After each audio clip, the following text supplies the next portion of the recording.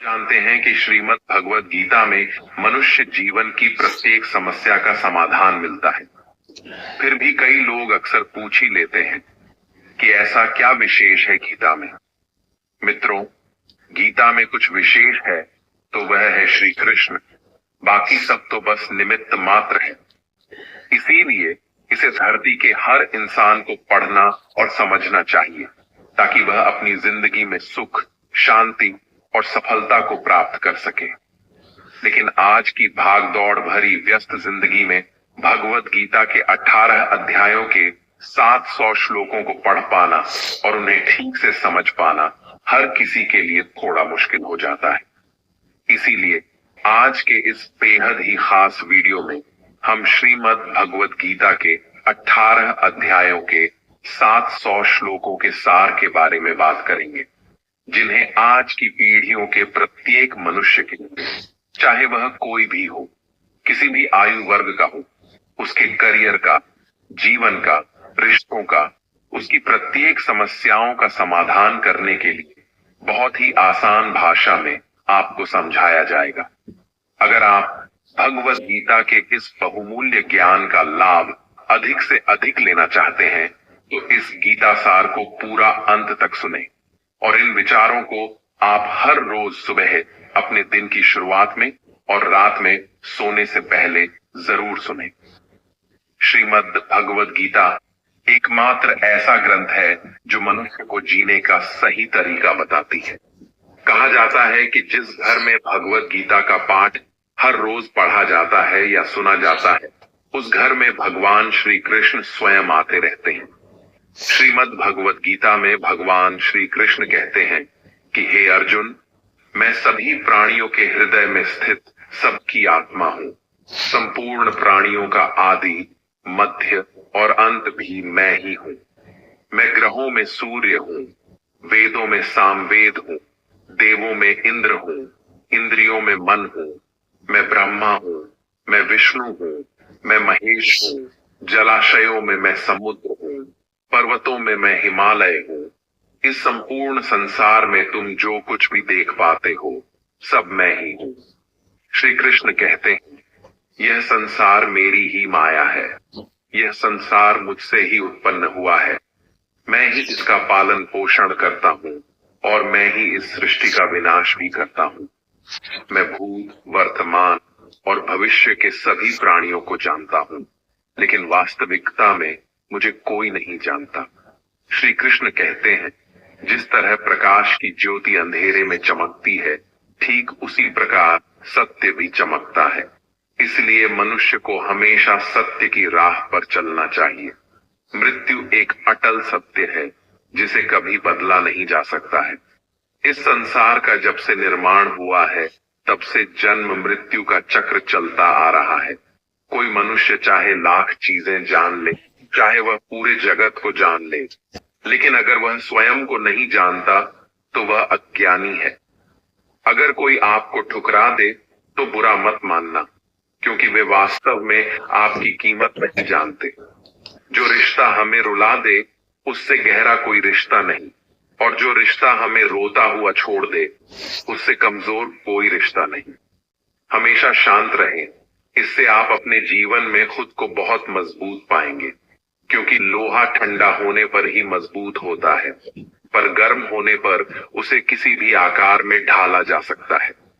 किसी विपत्ति के समय आपको ये 7 गुण बचाएंगे: आपका ज्ञान, आपकी विनम्रता, आपकी बुद्धि, आपके भीतर का साहस, आपके अच्छे कर्म, सच बोलने की आदत और ईश्वर में विश्वास।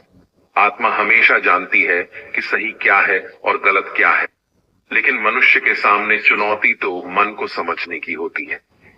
मुश्किल समय में व्यक्ति अकेला हो जाता है, लेकिन मुश्किलों की वजह से वही व्यक्ति मजबूत हो जाता है। जो आपको सम्मान दे, उसी को सम्मान दीजिए। हैसियत देखकर सर झुकाना कायरता का लक्षण है।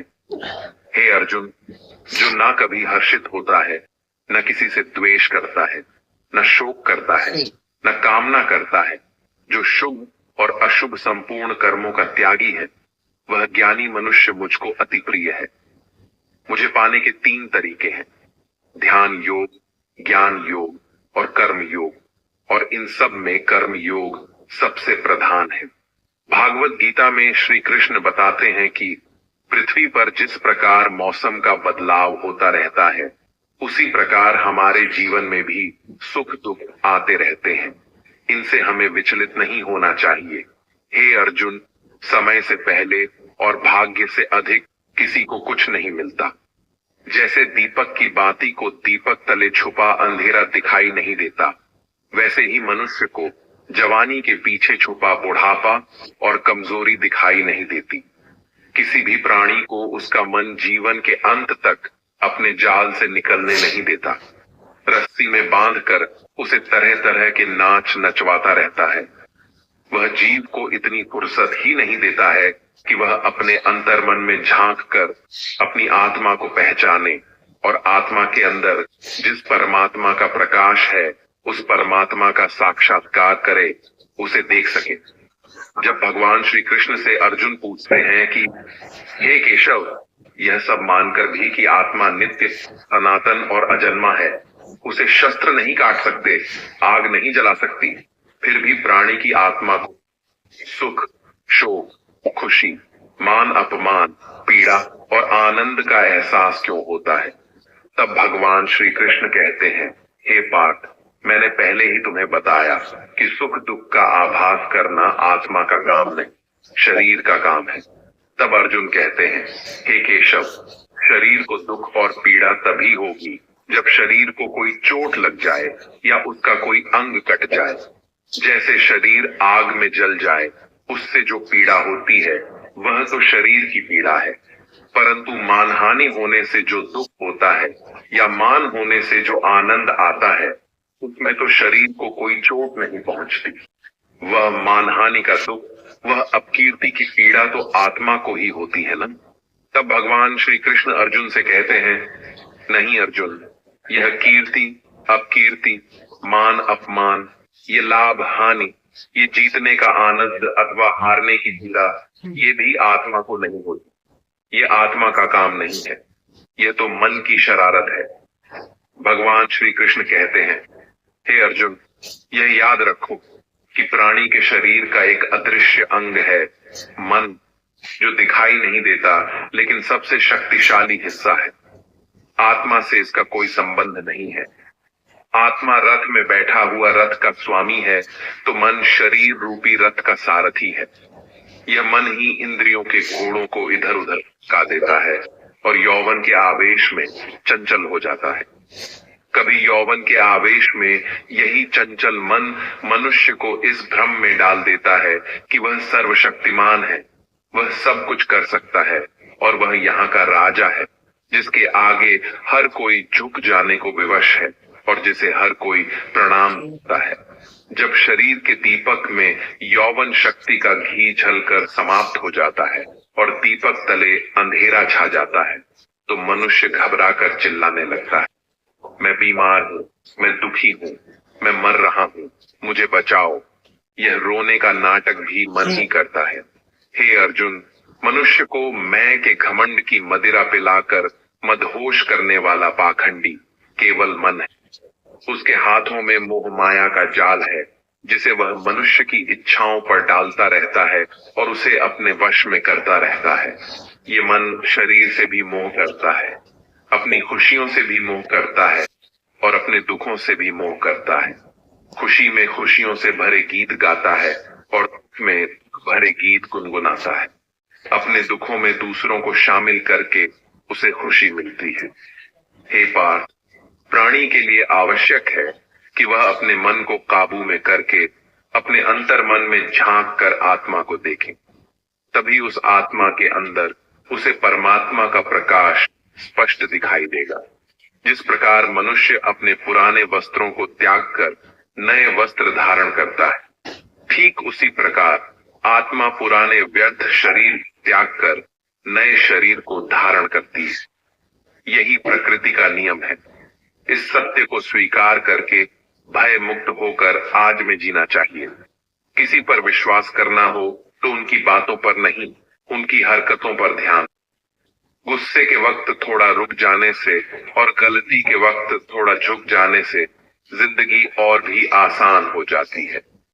भगवान श्री कृष्ण कहते हैं, जो मनुष्य मुझे जान लेता है उसके लिए इस संसार में और कुछ भी जानना शेष नहीं रहता। ऐसा मनुष्य जन्म मरण के बंधनों से मुक्त हो जाता है। जो मनुष्य भगवत गीता को पढ़कर उस पर अमल करता है उसके सारे दुष्कर्मों का प्रभाव समाप्त हो जाता है। जो भाग्य में है वह भाग कर आएगा और जो भाग्य में नहीं है वह आकर भी भाग जाएगा। जैसे हवा के झोंके नाम को भटका देते हैं, वैसे ही मनुष्य की इच्छाएं बुद्धि को भटका देती हैं। Option. We've got it. Precision tools, real-time insights in one single app. Open free. समझदार व्यक्ति वही है जो दूसरों को देखकर उनकी विशेषताओं से सीखता है, उनसे तुलना और ईर्ष्या नहीं करता। शस्त्र केवल शरीर को घायल कर सकते हैं, किंतु शब्द आत्मा को भी घायल कर देते हैं। जो मनुष्य अपने को परमात्मा से अलग नहीं समझता है और ना ही इस शरीर से अपना कोई संबंध मानता है, वह सदा के लिए जन्म मरण से मुक्ति पा लेता है। खुश रहना है तो जिंदगी के फैसले अपनी परिस्थितियों को देख कर लें। दुनिया को देखकर जो फैसले लेते हैं वो हमेशा दुखी ही रहते हैं। जो व्यक्ति आध्यात्मिक जागरूकता के शिखर तक पहुंच चुके हैं उनका मार्ग है निस्वार्थ कर्म, और जो भगवान के साथ संयोजित हो चुके हैं उनका मार्ग है स्थिरता और शांति। मानव कल्याण ही भगवत गीता का प्रमुख उद्देश्य है, इसलिए मनुष्य को अपने कर्तव्यों का पालन करते समय मानव कल्याण को प्राथमिकता देनी चाहिए। श्री कृष्ण कहते हैं, जो तुम्हारा साथ देता है तुम उसका साथ दो, जो तुम्हें धोखा देता है तुम उसे त्याग दो। जिस जगह आपका सम्मान नहीं हो वहां पर कभी जाना नहीं चाहिए, वरना लोग आपको कमजोर और मूर्ख समझेंगे। जहां बारिश ना हो वहां फसल खराब हो जाती है और जहां संस्कार ना हो वहां नस्ल खराब हो जाती है। जो लोग यह कहते हैं मेरे पास समय नहीं है, असल में उनके पास समय तो है, लेकिन उनके खास रिश्तों की गिनती में आपका नाम ही नहीं है। हे अर्जुन, वह जो वास्तविकता में मेरे उत्कृष्ट जन्म और गतिविधियों को समझता है वह शरीर त्यागने के बाद पुनः जन्म नहीं लेता और मेरे परम धाम को प्राप्त होता है। वह व्यक्ति जो सभी इच्छाएं त्याग देता है और मैं और मेरा की लालसा और भावनाओं से मुक्त हो जाता है, उसे अपार शांति की प्राप्ति होती है। जिस मनुष्य के अंदर ज्ञान की कमी होती है और ईश्वर में श्रद्धा नहीं होती, वह मनुष्य जीवन में कभी भी आनंद और सफलता को प्राप्त नहीं कर पाता। ईश्वर ने हमें जो कुछ भी दिया है वही हमारे लिए पर्याप्त है और यही एक अटल सत्य भी है। संयम, सदाचार, स्नेह एवं सेवा, ये गुण सत्संग के बिना नहीं आते। ईश्वर से की गई प्रार्थना से इंसान की स्थिति या तकदीर बदले या ना बदले, पर उस प्रार्थना से इंसान के चरित्र में जरूर बदलाव आता है। बात इतनी मधुर रखो कि कभी वापस भी लेनी पड़े तो स्वयं आपको कड़वी ना लगे। खुद में थोड़ा स्वाभिमान होना जरूरी है, वरना लोग आपको वहां भी दबाने की कोशिश करेंगे जहां आपका अधिकार है। कोई एक महापुरुष आत्मा को आश्चर्य की भांति देखता है, वैसा ही दूसरा कोई महापुरुष ही इसके तत्व का आश्चर्य की भांति वर्णन करता है, तथा दूसरा कोई अधिकारी पुरुष ही इसे आश्चर्य की भांति सुनता है, और कोई कोई तो सुनकर भी इसको नहीं जानता। श्री